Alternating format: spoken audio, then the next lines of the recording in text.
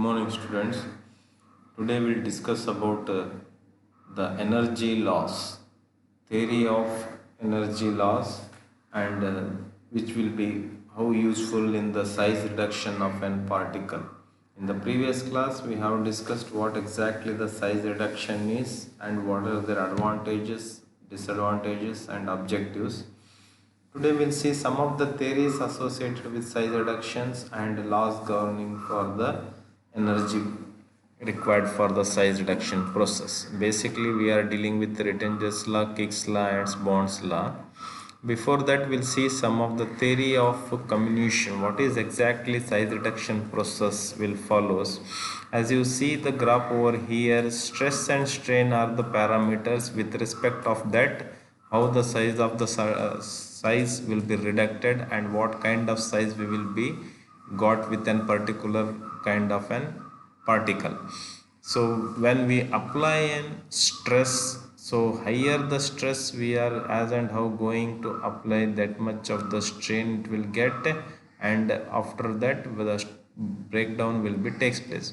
So here you can see the graph over here. Till here the deformation process will take place, that is the length of the crack will go on to start. Any material has to break, they need first thing is flaws. Of one flaws we are applying an strength to an flaws, it will be go into an crack, fracture will takes place, that will leads to size reduction, particle will be break down a molecule. So to reduct that the flaws, how it will generated and how we can make this flaw into fracture, then it will turns into cracks and break. So that will be dependent upon, here you can see as and how we are applying a stress. Energy is nothing but a stress we are going to apply with respective of the surface area, with respective of the particle size. This deformation process goes till what, in a linear way till at yield strength, it is called yield point. So after this there is an elastic will be there, so it will be varied the strength particles, the particles of one will be go on to an another, leads to an breaking of that. So as and how it will be go further later, that based on the strength of that plasticity, next the fracture will takes place, then it will break down into an particular molecule. So Young's model is there, which will be the slope of, here it is the rise by run. So this is the rise of the length, the flaws, and run is nothing but at what extent the this length will be takes place, increases. So which will give us the size of the reduction required in energy. So according to this Griff theory, this is the most important equation. What he suggested is the force what we applied is mainly depend on the crack length and focus of stress at the atomic bond of the crack apex. So depends on the crack length. Crack length is nothing but what, the flaws, as I have told, based on the flaws the crack will takes place. When flaw will change to crack is called crack length. So it at what extent it will x, that will depend on the stress applied, and once these are go on further at the apex, how much of the crack will takes place leads to breakdown. So here is the equation, how much of the force is required is given by tensile strength is nothing but a square root of y epsilon by c. So here the y is the Young's model type of equation here. So this epsilon is nothing but an surface energy of the wall of the crack, surface energy of the wall of the crack. So surface energy is how, based on the how much you applied, the crack will takes place. So this is how much it is based on the size of the particle. And critical crack path, so that is what the flaw is required. So at what extent it is required to break down a molecule to take it as a fracture. So it is based on these things. So it is the strength is directly proportional to the Young's models, like path length is, so as much as more the path length, the strength required is less. Surface energy of course is obviously more than the tensile strength is required is very much less, and critical crack path required is inversely proportional. So as the required strength is, crack path is more, that applied strength will be less. So based on this the crack strength will be takes place. So here the sum of the equation with related what I have told is mentioned by the theory of energy is dE by dt is equal to minus C by dN, where this E is nothing but what amount of energy is required to do an work done, means nothing but the size reduction of an particle. So capital D is nothing but as unit mass. So at per unit mass, how much amount of energy is required? So ratio of energy required with respective of the per unit mass is dependent mainly on two constants. One is of the this crack portion path length, and one is the energy applied the part nature. So that equation, if it is n is equal to 1, is written as E is equal to C of di by dn. So here di dn is nothing but initial of the feed and the later new product formed. The size of the feed initially, size of the product after the energy applied. So ratio of which we will give an this equation is for all others law like Rittinger's law, Kick's law and Bond's law will dependent on the based on this n value. If this is the same equation you will see in the Rittinger's law when n is equal to 1. If it is n more than 1.5 or like that, then it follows the Rittinger's law.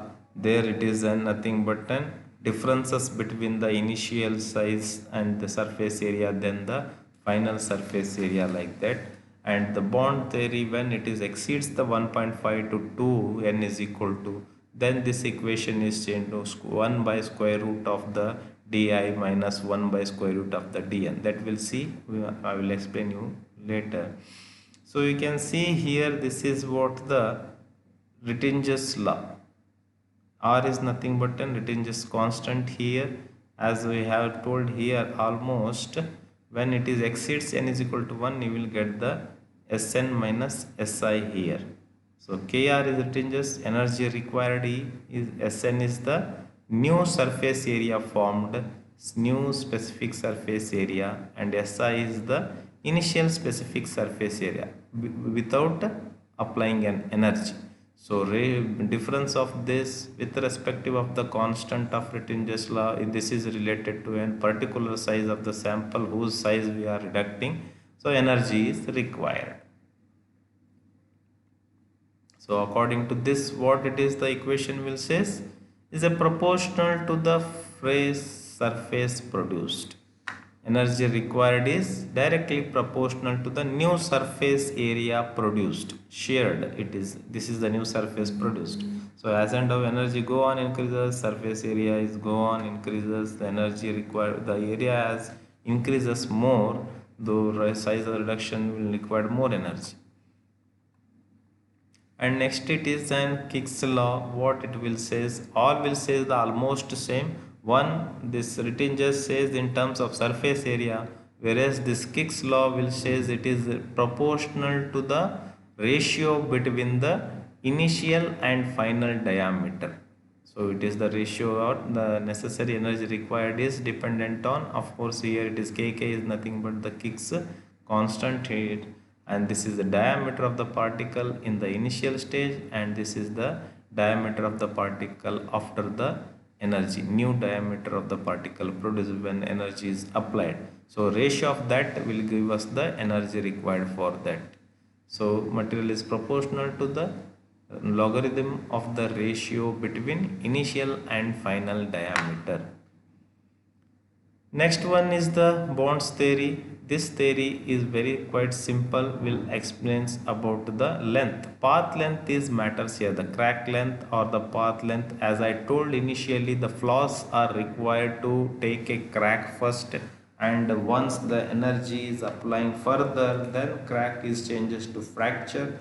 That fracture is further energy is applied, is converted into suppression, breakdown of the particle leads to size reduction. So the length, that crack length what formed is matters here. So proportional to what? New surface crack length, and root of the new surface length produced with respective of the previous one and with respective of the after the energy what the length is go on produces. That is square root of dn is nothing but what?